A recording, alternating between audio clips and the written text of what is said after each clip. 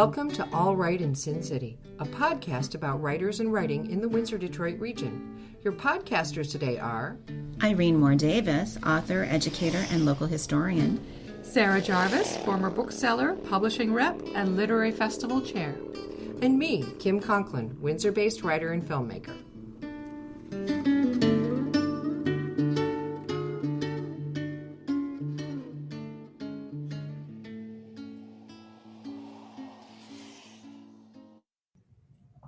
This recording takes place online in the era of safe physical distancing.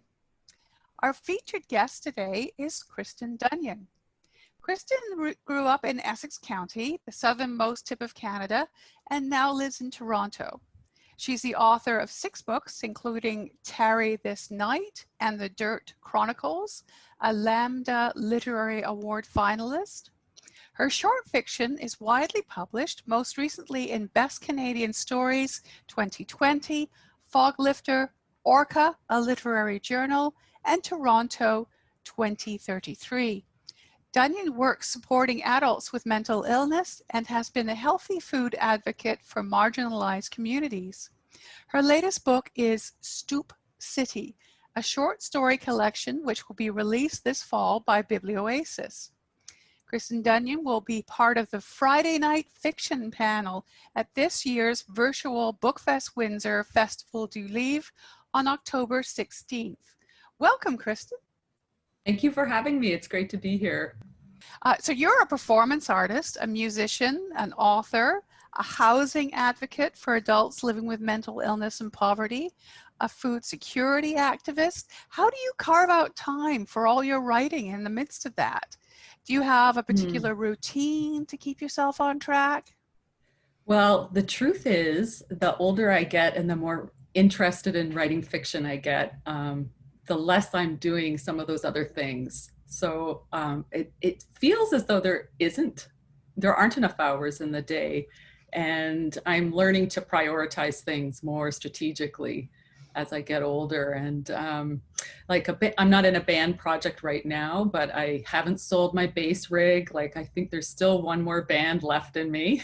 So if you're listening out there, maybe it's our band yet to be conceived of. But yeah, I'm sort of balancing writing and working a little bit less than full time right now in my unrelated work. And that gives me the time to write. But the other thing I'm discovering is that my eyes, which have been poor my whole life, are even getting worse now. So I don't find that I can write that much in the evening. So I try to write on the days that I'm not going into the other work I do. I try to focus on writing, and I try to focus on writing on the weekends. So anytime I have, that's kind of I just dig in when I can. While you're in Toronto now, you grew up in Kingsville. What impact did your early life in a small town in southern Essex County have on your writing? Lots, actually. And the more confident I get with writing, I notice the more I'm able to take the risk of revisiting those locations that are, they're fictionalized. They're also my memories of those locations. And that time in the 80s when I was growing up, it's quite different. So when I come home and visit, we used to only have one stoplight, but if you have been to Kingsville recently, you will know there are stoplights. There's a lot of sort of a suburban element to that town now that didn't used to be there. So in my memory, it's still sometimes stuck in that 80s, late 70s, mid 80s kind of period, which was different. It wasn't as affluent. It was more rural. It felt like there was still a bit of a fishing industry in the early 80s, and a lot of people's dads worked in the car factories in Windsor. And that's probably not the case anymore. There's been so many shifts in industry in Southern Ontario and in Detroit area. So the town has changed. I'm always shocked when I go back. It's very picturesque. And it looks really nice and everything. And in my mind, it's still a little bit rougher. And so in this collection, there are a couple of stories that are actually in my mind set sort of in that time period. And I would say that as a little kid, it was an ideal place to be a kid, because we were outside all the time. We were playing in the woods and in the ravine and in the creek and along the lake. And that's a rich place for me to visit as an artist, especially as a writer. As a teenager, it became very restrictive for me, and I felt very unable to relax or have fun or have a good time or connect with people very easily because I was not out. And that was a really painful thing to be quietly kind of trying to discover about myself. So I was a bit of a late bloomer. And that kind of happened after I left town, when I had a little more space to explore and think things through. And so that is part of the element that I brought to at least one of the stories. It's called Adoro-te Devote, and it's a young gay boy who's in a small town, who's very Catholic, and he's an altar boy, and he loves the church, and he's conflicted with this other sexuality that is restricted and not welcome in that town. So I guess it would be important for me to say that I'm not saying the town was homophobic at that time. I didn't really understand what was going on with me, and I didn't understand, there weren't out role models. I think it's quite different now. I think there's a freedom around that. There's a little bit more movement. There's more people who are identifiably out and, part of the community, really present. And that makes a huge difference for a kid. So was it back in Kingsville that you first fell in love with your writing, or was it when you moved to Toronto? When did that happen? That happened several books in. For me, writing was sort of something I always thought I'd get to when I was old. And as I aged, I didn't feel old yet. Writing was just one of many things I liked to do. And when I started, it was with a zine, it was with a mini comic, drawing and writing, and then it was children's books. And I didn't think I would write a story. I thought I would write a picture book. And so I was very hesitant about embracing the writing aspect. And I'm not sure why. I guess I didn't know if I had the skills or I didn't have the confidence, but I did keep finding that was a place to tell story, to explore.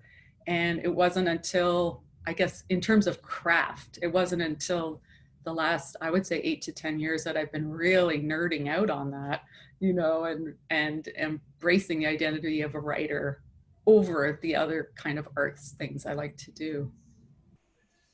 Your latest book, Stoop City, is a collection of short stories about all the unique personalities that make up a neighborhood. How did this project begin? Did it start with one particular character, voice, or story? Or did you have the whole thing roughly mapped out from the outset?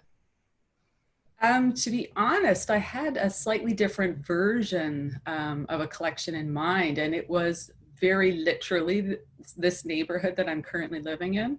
And I really struggled with, I struggled with the notion of representation, because as a white woman, it's hard to represent diversity racially and culturally. And the neighborhood I live in is very diverse. And that's one of the things I love about it. I love hearing different languages. I love seeing people of all different backgrounds, and we're all mingling. We're all shopping at the same grocery store. We're all waiting for the light to change while we cross. And economically, it's a very diverse neighborhood. It's gentrifying now, and there are condos kind of cropping up all over the place. But it historically, and in my housing work, this was a neighborhood I did a lot of work in. This is primarily where I worked supporting people who were homeless or marginally housed or lived in a homeless shelter next door. And that idea was, and it ended up to be the idea that I could focus on more comfortably in terms of representation, because I feel like I've had access to different levels of income. I've had different levels of security in my life, and I see it from different perspectives, that was something I felt was okay for me to explore more deeply. So what it currently is, I mean, literally, I've closed the windows, but you still might hear my friends outside because it is so noisy. And I didn't sleep a wink last night because it was a party night in the parking lot across the street. So I literally hear people's voices all the time, day and night. And while I'm sitting here, this is where the magic happens. It's a very busy background behind me, but from my perspective, I'm looking out a window at a couple of giant buildings, and I don't see all of the excitement behind me. It's interesting and distracting now that I see it. But while I'm sitting at the desk, I hear all these characters through the windows, like fighting or laughing, or cracking jokes, singing. There's a lot of singing. And that works its way into the literature no matter what. It's literally in my ear. Sirens, it's a pathway for a lot of emergency vehicles. So, I mean, if we hear it during the interview, you'll know I'm telling the truth. So the exploration of neighborhood and the characters that actually live in this neighborhood are deeply inspiring to me, because we're all people. We're in different situations, we're in different circumstances, but we all have to go to the grocery store. We all have to cross the street. We all have to mingle and get our needs met, and we're doing it kind of bumping, mostly with some safety distance right now because of the pandemic, but usually there's a lot more proximity, there's a lot more overlap in our lives. How great an impact does your work providing housing support for adults with mental health challenges, engaging in social justice initiatives, have on your writing? For example, did it have any impact on the characters and stories that emerged in this book? Yeah, for sure it did. And probably for all my books, because while I would never take a scenario I've encountered or a person's circumstance that I've encountered in my other job, I wouldn't go home and like, oh, that's great, that's a doozy, I'm going to write about that. In fact, people's lives are way too outlandish. And if you were to write down what happened to people's lives, the people that I work with, audiences would not accept it. They would say, this is crazy talk. Like, this is not possible. These circumstances are too stacked against a person, or there's too much synchronicity appearing in this story. So it infiltrates everything, and it infiltrates the way I see the world, so that indirectly is just oozing through everything, whether it's a performance art piece or whether it's a story. And literally, like back to the last question, sometimes it's literally a voice I hear on the bus. And so you just, as a writer, you always have to have a notepad. Take the bus, put on your mask, get the sanitizer out and your pen, because you're always going to hear a snippet that might, boom, become an entire character that walks you through a story or a novel. Yeah. So we're really curious about the title, Stoop City. Where did that come from? I noticed, in hindsight, I noticed that the word stoop appeared in almost every story. And I didn't know that initially. When I started to shift the stories around a little bit and to include some rural contexts and some city contexts, the truth is that my a very close friend lives a block north of me in a set of brownstones, and she has some really rowdy neighbors, and all night long and all day, they are sitting out in their, lawn chairs, blasting their music and barbecuing, like basically right in front of her front door. And she calls them the stoops. The stoops are out again. And it's like when you're in her apartment, you can hear everything. It's like they're right in the front room. So it's like her extended family, unchosen. So I just started calling it Stoop City. And then I realized, oh my God, that is my book. Like that's bringing these stories together. So the stoop is, literally, it's just that little part on the outside of any house or apartment, even if you don't have like a proper stoop, there's an area that in your own mind is yours. It's a territory thing. And in the case of my actual neighborhood, there's an entire giant undeveloped parking lot at a former coffee shop right across the street. And it is the playground for people that just don't have anywhere else to go. So, romance, drama, conflict, music, everything gets played out there. And everyone should have a little place, like a little few inches where they can sit, on a hot summer night. So what's your next project? I have started on a sequel to Tarry this night. In my mind, there was at least 2, maybe 3 books to that. So I have started the next series, or the next series of actions, and following some characters a little bit more in the future from that very creepy And that book was meant to be science fiction, but by the time it was finished and published and came out, it was, I mean, it feels realistic. It's almost like a historical fiction now. It was set in a bunker. It's a horror story. It's a patriarchal exploration of right-wing politics and white supremacy from inside of a polygamous cult perspective. So creepy, you know, not for everyone, but very, you know, page turner. So the next book, I felt politically and just socially and just as an artist, it was my duty to explore, instead of scarcity, which I did in that novel, the notion of abundance. Because when we believe in abundance, regardless of our circumstance, we believe in possibility and optimism, and we believe in a way of living that will provide not just for me and mine and my family, but also for yours and whoever else is next door. So the notion of abundance, which ironically, of course, I'm writing this during the pandemic and in lockdown when we couldn't even get toilet paper in this part of the city. So it was a bit of a struggle. I was like, I'm always writing against the current of what's happening in the world. So that's one of the next projects for me, for sure. Well, would you like to read something for our listeners? Sure. So I'm going to read from the very, just a few minutes from the very beginning of the first story in the collection, and it is called "Now is the Time to Light Fires." It's like last winter when she took that girl Lena on a road trip and left me to finish my thesis in the sub-zero gloom.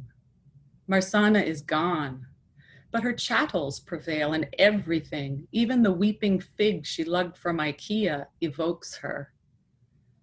My lorazepam shuffle wears a triangle from couch to bed to toilet, back to couch, where I curl in her threadbare sweater. Sleepless, dreamless, I up my dose. The department offers bereavement leave and contracts my replacement, a kindness that permits me to stay home forever pantless. I stack my research and drape it with cloth. Now, who will argue the importance of historical processionalism with archaeological data from pre-literate cultures? I draw the blinds. I stop changing, stop bathing. I eat cereal dry out of the box by the handful. I'm not me anymore. I'm husk, shucked, and forgotten. After the truck hits, that's grief. Hydraulic pistons fire and the open box bed lifts at its hinges.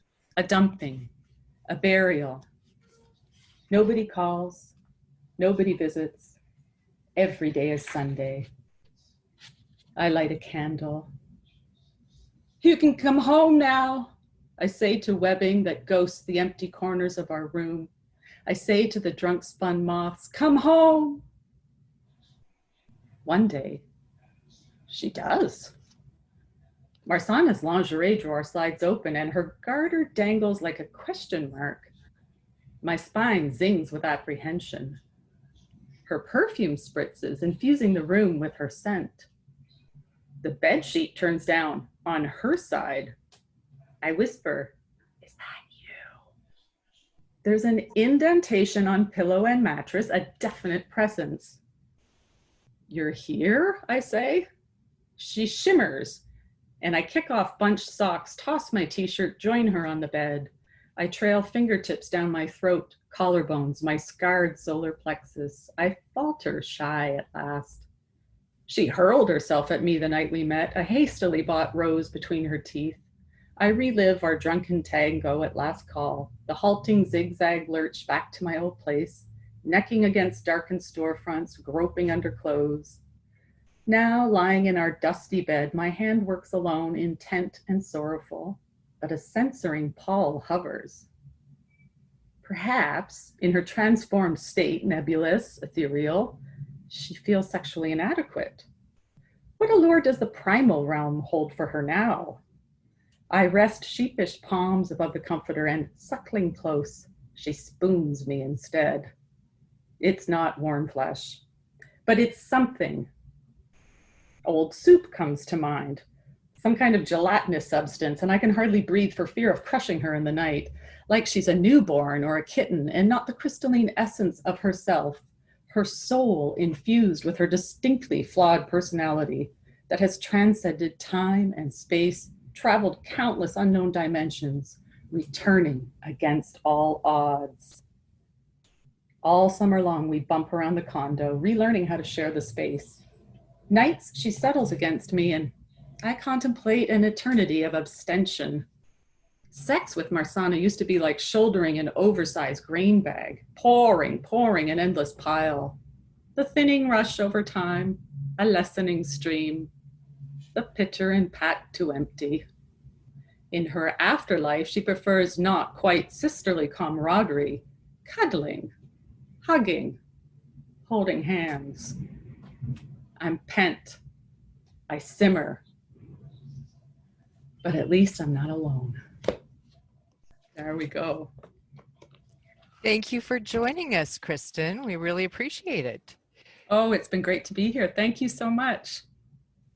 Kristyn Dunnion's new book is Stoop City. She will be one of the authors participating in BookFest Windsor Festival du Livre, which will be held virtually this year, October 15th through 18th. Thanks for joining us.